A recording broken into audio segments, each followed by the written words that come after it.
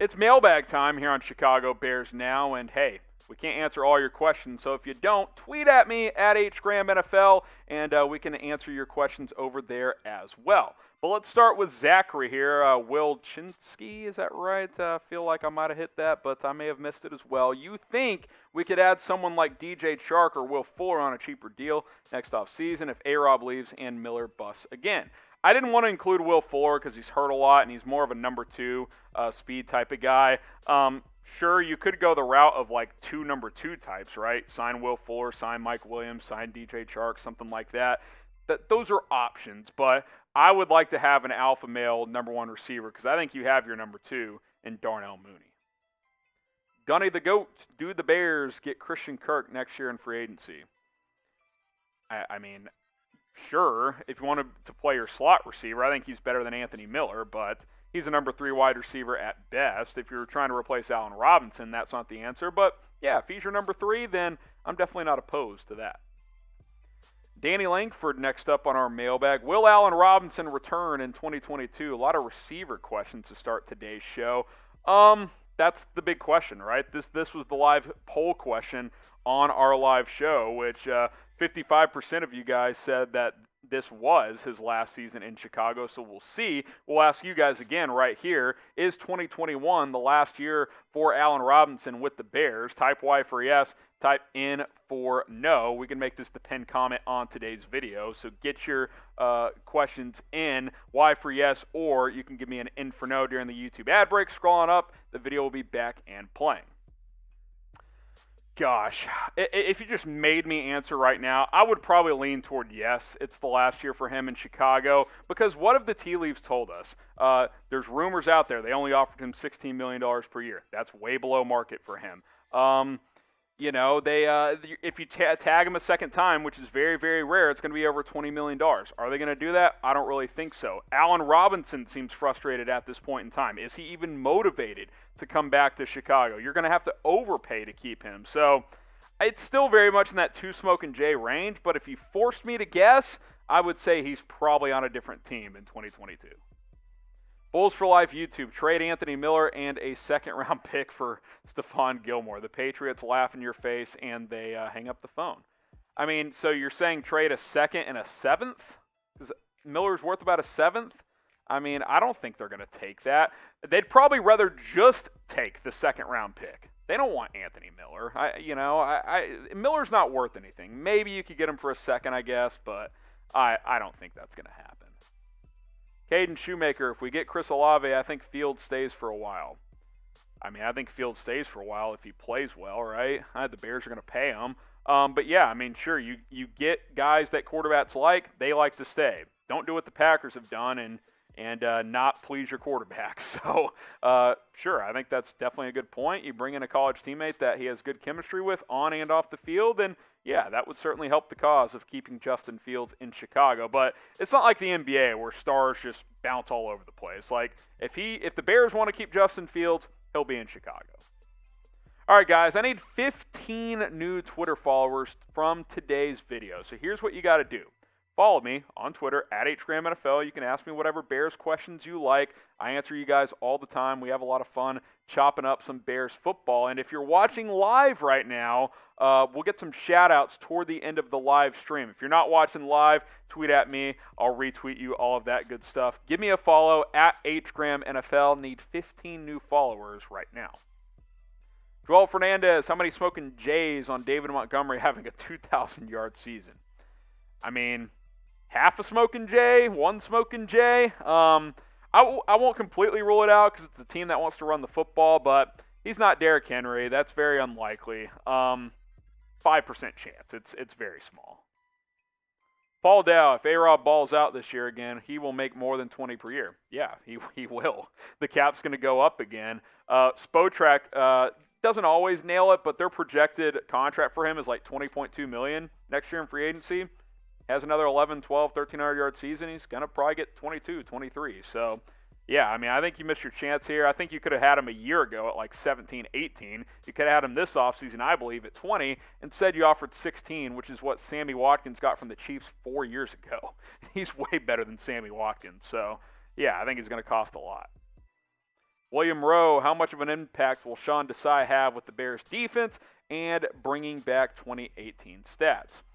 Well, really, I don't think the defense is that much worse than it was in 2018. Why was it good that year? Well, you had really good players, right? Which you still have a lot of those players. But also, the offense was efficient. It stayed on the field. It ran the ball well. Trubisky was at least able to extend the chains and keep drives going. That team averaged like 27 points per game.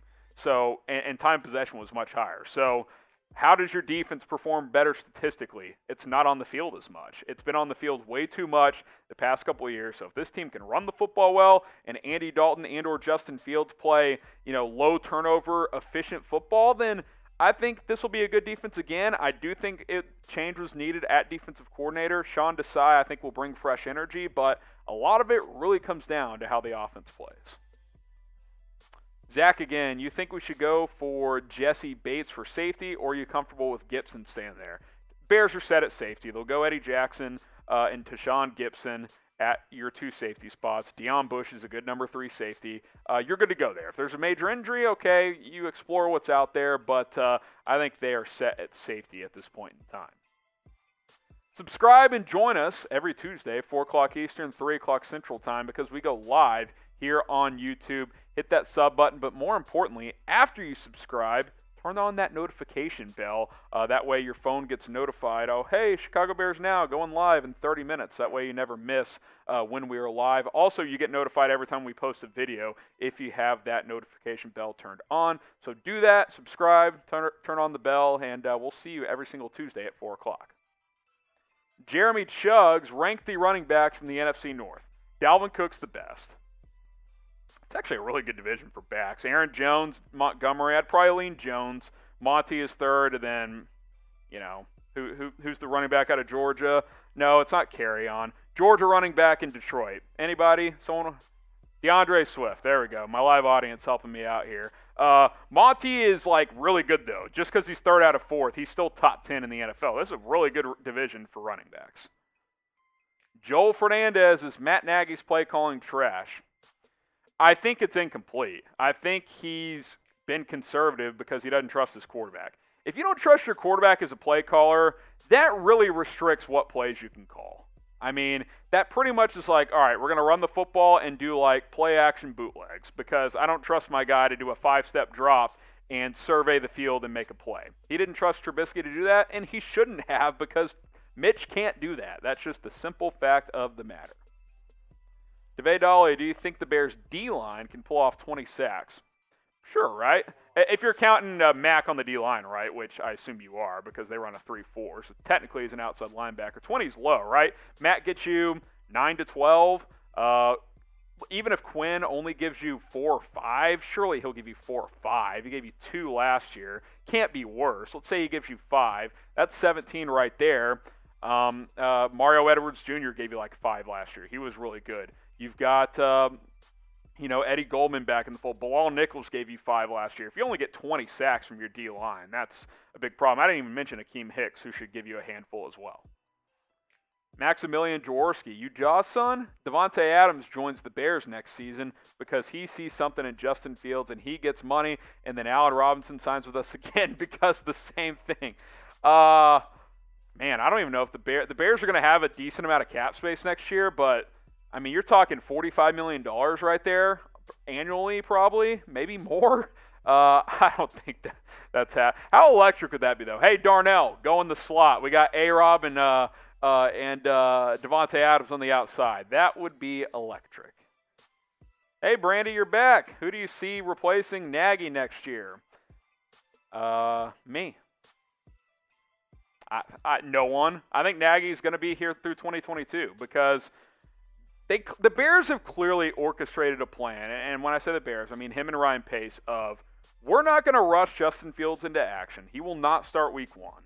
And so unless this year is an unmitigated disaster and they go 3-14, the Pace Nagy regime is going to get 2022 because they let them draft Justin Fields. To cut that duo after the first year of Fields doesn't make sense. Now, after 2022, that's a different story. Alan Mack, rank the cornerbacks in the NFC North. Oh, Lord. Jair Alexander for the Packers is probably the best one. Bashad Breeland signed with Minnesota. He's underrated. I think Jalen Johnson's going to be in the mix this year. Does Detroit, Jeff Okudah, is he going to do something this year? He's a top 5 pick last year. He didn't do much a year ago, had some injuries. I mean, it ain't going to be Duke Shelley, I'll tell you that right now. K-State legend. Let's see. Is Kevin King still getting torched in Green Bay? Where's Scotty Miller at? I don't know. Those are the 3 or 4 guys in the NFC North. Jalen Johnson, I will think, be up there this year.